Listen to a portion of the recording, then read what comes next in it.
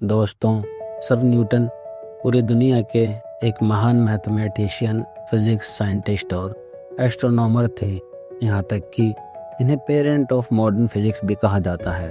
Sir Newton ने जिस समय ग्रेविटी के रूल और मोशन के 3 सिद्धांतों की खोज की थी, उस समय इनकी इस खोज ने पूरी दुनिया में क्रांति ला दी थी। दोस्तों, न्यूटन का पूरा नाम सर आइजैक न्यूटन है और इनका जन्म 4 जनवरी 1642 को इंग्लैंड के एक छोटे से गांव वुल्सथोर्प में हुआ था। दोस्तों, सर न्यूटन का जन्म प्रीमैच्योर स्थिति में हुआ था। उनकी मां का कहना था कि जब उनका जन्म हुआ तो वे इतने छोटे थे कि 1/4 गैलन जैसे मग में समा सकते थे। दोस्तों, उनके जन्म के ठीक 3 महीने पहले ही उनके पिता की डेथ हुई थी, जिसके बाद दोस्तों उनकी मां ने दूसरी शादी कर ली और न्यूटन को उनकी नानी के हवाले कर दिया। जब वह महज 3 साल के थे, उसके बाद उनका जीवन अपनी नानी के साथ ही गुजरा। न्यूटन को अपने सौतेले पिता बिल्कुल भी पसंद नहीं थे। अपने सौतेले पिता के साथ शादी करने के कारण अपनी माँ के लिए भी उनके दिल में नफरत पैदा हो गई थी।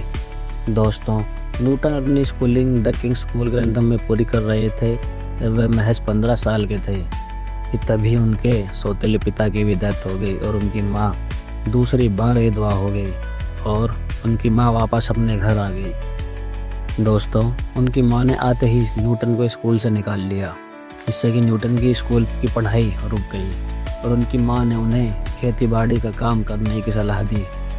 दोस्तों, दरअसल उनकी माँ न्यूटन को एक किसान बनाना चाहती थी, क्योंकि उनके जो असली पिता थे वह भी एक किसान थे। ये उनके जो पारिवारिक खेत थे वह चाहती थी कि अब न्यूटन उनको संभाले। लेकिन दोस्तों, खेती में न्यूटन को बिल्कुल भी रुचि नहीं थी और उन्हें खेती करने से सख्त नफरत थी। जब उन्हें भेड़ चराने या खेत की रखवाली का काम दिया जाता था तो वे काम छोड़कर मैथ्स की किताबें पढ़ते और लकड़ी के छोटे छोटे मैकेनिकल मॉडल बनाने में खो जाते। न्यूटन की इस एक्स्ट्रा ऑर्डिनरी इंटेलिजेंस को उनके स्कूल के हेड मास्टर हेनरी स्टोक ने पहचान लिया और उन्होंने उनकी माँ को न्यूटन को वापस स्कूल भेजने को मनाया और बहुत समझाया। आखिरकार उनकी माँ मान गई और न्यूटन ने 18 वर्ष की एज में अपने स्कूल की पढ़ाई बेहतरीन अंकों के साथ पूरी की। इसके बाद न्यूटन ने 1661 में कैम्ब्रिज यूनिवर्सिटी के ट्रिनिटी कॉलेज में एडमिशन लिया। दोस्तों, उन्होंने कॉलेज में एडमिशन तो ले लिया, लेकिन गरीब किसान परिवार की तरफ से आने से न पैसों की तंगी रहती थी। दोस्तों, न्यूटन को अपनी पढ़ाई का खर्च निकालने के लिए कई बार अमीर स्टूडेंट्स और प्रोफेसर्स के घर पर वेटर और नौकर के रूप में काम करना पड़ता था। दोस्तों, न्यूटन जब अपनी पढ़ाई कर रहे थे तब उसी दौरान साल 1665 में लंदन में प्लेग महामारी फैल रही थी, तो इसके कारण ट्रिनिटी कॉलेज को बंद कर दिया गया था और न्यूटन को पढ़ाई के बीच में ही अपने घर वापस आना पड़ा। दोस्तों, घर पर रहकर उन्होंने इतने साइंस, कैलकुलस, ऑप्टिक्स खोज किए कि इतिहास में इन वर्षों को मैजिकल ईयर भी कहा जाता है। और ग्रेविटी की खोज भी इन्हीं दिनों हुई जब न्यूटन अपने ही बगीचे के पेड़ के नीचे बैठे चाय पी रहे थे, तो उन्होंने एक पेड़ से एक सेब को सीधा ज़मीन पर नीचे गिरते देखा। तो न्यूटन ने सोचा कि सेब ज़मीन की तरफ ही क्यों गिरता है, वह ऊपर या दाएं बाएं क्यों नहीं जाता।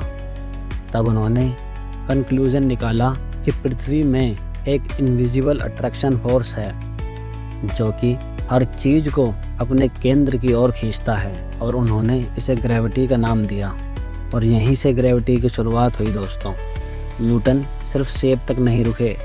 उन्होंने सोचा, जो फोर्स सेब को नीचे गिरा रहा है, क्या वही फोर्स स्पेस में चांद पर भी लागू होता है। उन्होंने कैलकुलेशन की कि पृथ्वी का ग्रेविटी फोर्स ही चांद को अपने ऑर्बिट में बंद रखता है और इसे स्पेस में जाने से रोकता है।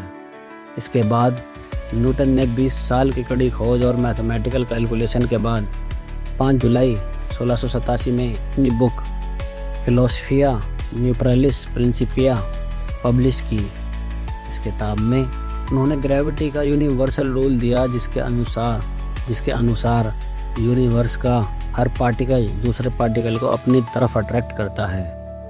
न्यूटन की किताब में साबित किया कि जिस ग्रेविटी फोर्स के कारण सेब पेड़ से नीचे गिरता है, उसी फोर्स के कारण चंद्रमा पृथ्वी के चक्कर लगाता है और पृथ्वी सूर्य के।